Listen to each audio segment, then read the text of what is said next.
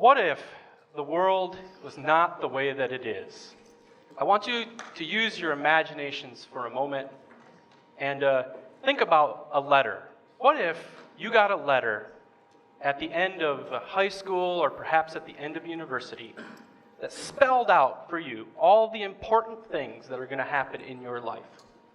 For example, it spelled out what job you're going to have, where you're going to live, who you're going to marry, and maybe how many children you're going to have. I think some of you are probably going to think, wow, this is really nice.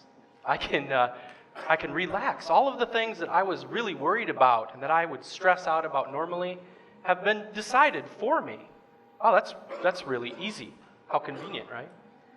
But I think many of you are going to agree with me, because I personally would not want to get this letter. I wouldn't want to be in this world where some government office or someone, someplace decided for me how my life was going to go.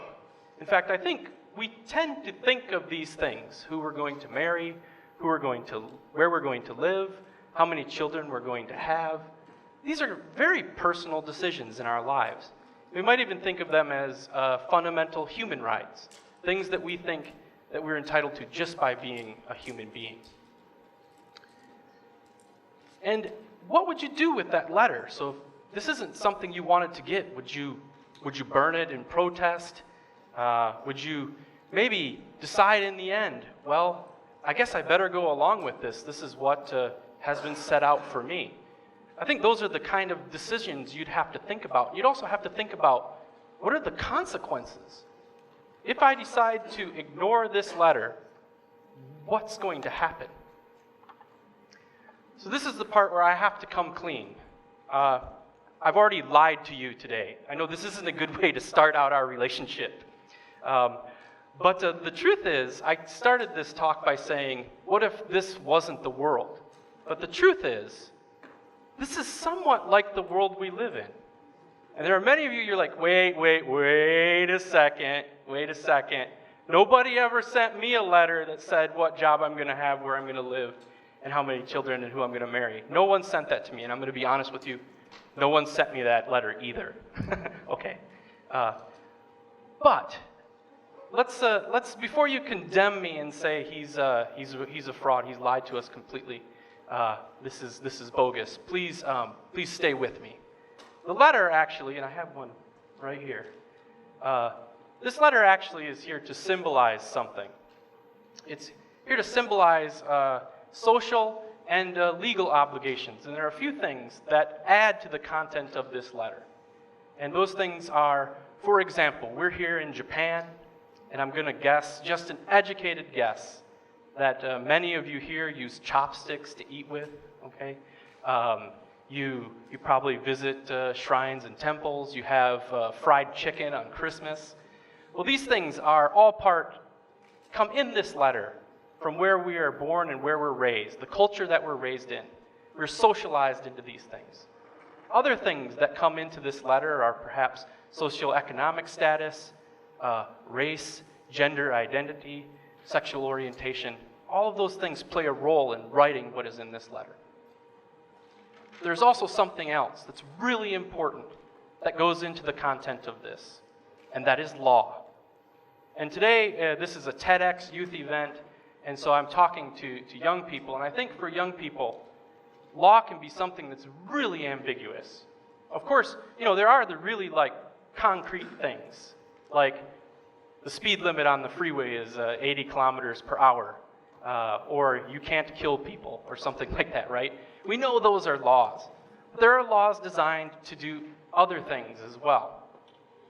Like, for example, to get you to do things that you may or may not want to do, okay, for example. And I'm going to illustrate this by talking about maybe a current issue in Japan. And I think for young people especially, if I were to ask you, what is one of the biggest issues or problems or concerns that you have about your future, that you're going to have to face, I think many of you are going to say to me, it's the low birth rate, it's the aging population issue. Really two sides of the same coin. And I would agree with you. I sat on a committee a few years back, and we looked at this issue, and it is going to definitely impact Japan for generations to come. And your generation, the young people here today, are going to have to work through this problem. Okay, and here it is. This is the graph from 1950 to the most recent data we have concerning this, and we can see the downward trend here. Okay, now you're thinking about, well, wait a second, what does this have to do with the letter? Okay, well, all across Japan, right now, politicians, government workers, all the people that we have in leadership positions are working to make laws that are trying to get you, yes, all of you young people, to have more children, okay? And those laws are going to be designed in such a way that they're going to push or try to pull you into doing something that you may or may not want to do. And trust me, in thinking about a country like Japan, having children is very much tied to marriage, is it not? This is a very traditional society. Usually these things come in a certain order. And I want to say, trust me, okay? When you have a child, where you live, what kind of job you have, these things are going to become incredibly important to you, okay? For one thing, you may want to live someplace that's really safe, right? Like Japan. Japan's great, safe place. Or someplace beautiful, like Shiga. Move to Shiga. It's great. It's beautiful here. But you may want to decide you have to move close to family, right? Because you need help taking care of your child. You may choose a job based on its stability and its income, right? Your ability to do something that you want to do. You know, the theme for today is discovery. That may limit your ability to actually discover something that would be your lifelong passion or something that you would want to do, right? So I want to come back to this letter, okay? I want to come back to this and say, how do you feel about it now? How do you feel about it now? I'm going to guess there's a large number of you in here who are now thinking like, well, wait a second. When this was hypothetical, and I didn't know this was for my country and for the future of my country, I was okay with saying no to this letter, right? But now that you know, well, this is for the future of Japan, this is for my country, maybe my views on what's written in here have changed. But I'm going to be honest with you. I'm going to guess that most of you are going to say, you know what? I don't care. I don't care what's written in here.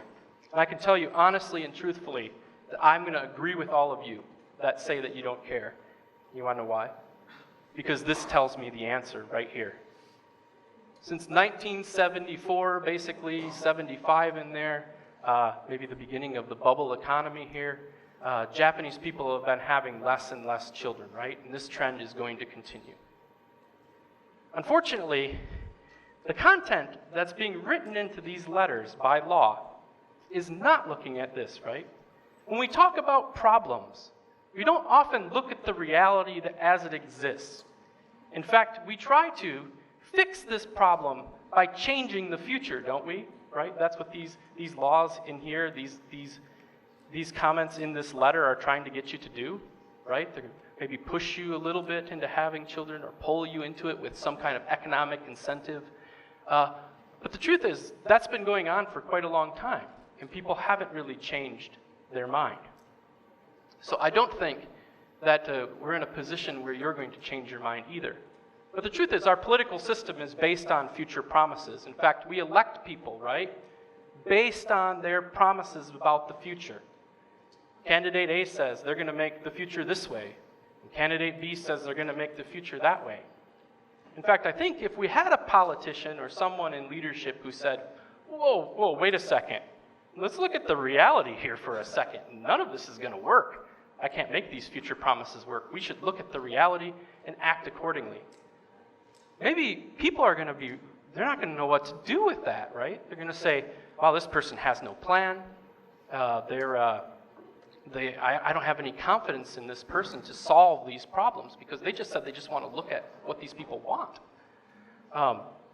So maybe this isn't the perfect time for this sort of political change. At this point, I do want to say something that is really important. Japan recently changed its law, and it allows people from the age of 18 up to vote, right? I don't want to diminish the power that you have, and I want to tell you that you should vote. You should vote in every single election, okay? Because you have a lot of power in that.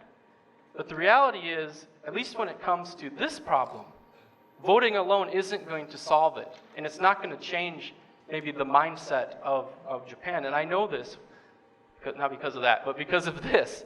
Here, if we look here, age 20 to maybe 30, 35 in there, we have the 2017 data here. You can see that your voting block, your power at the polls is quite limited.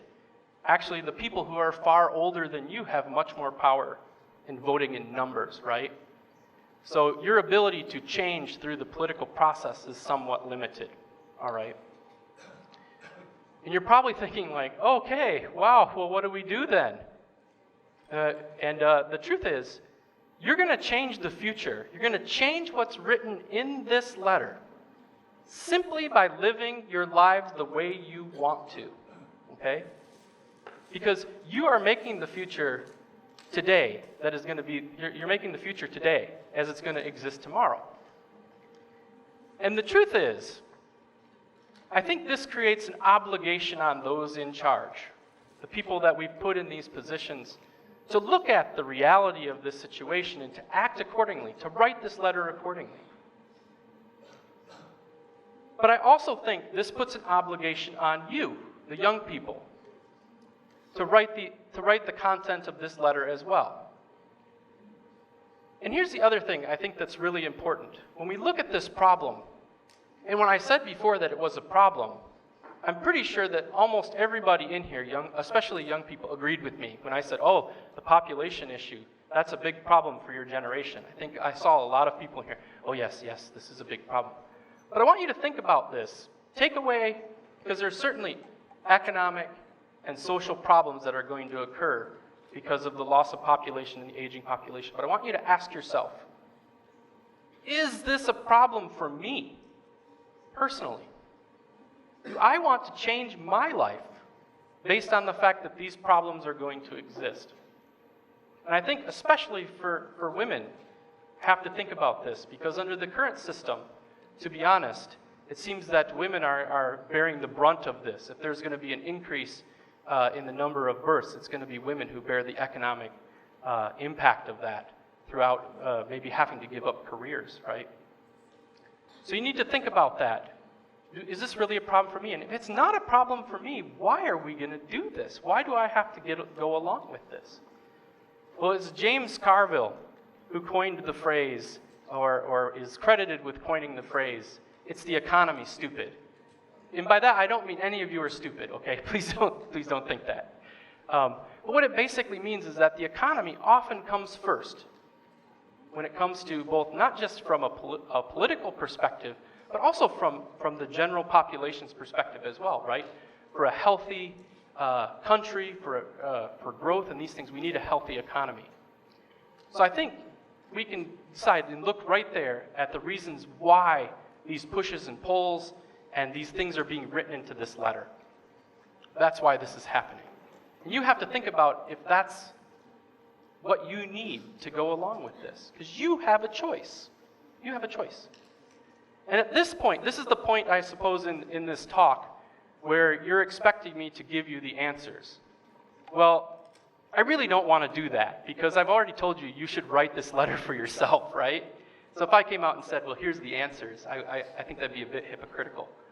The other reason why is because I think you can write this letter better than I can, okay? But I also don't think you can write it alone. I think you have to talk with those people in power.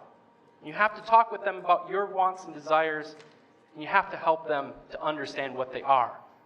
And I think that if you write this letter together, it's going to be absolutely amazing. Thank you.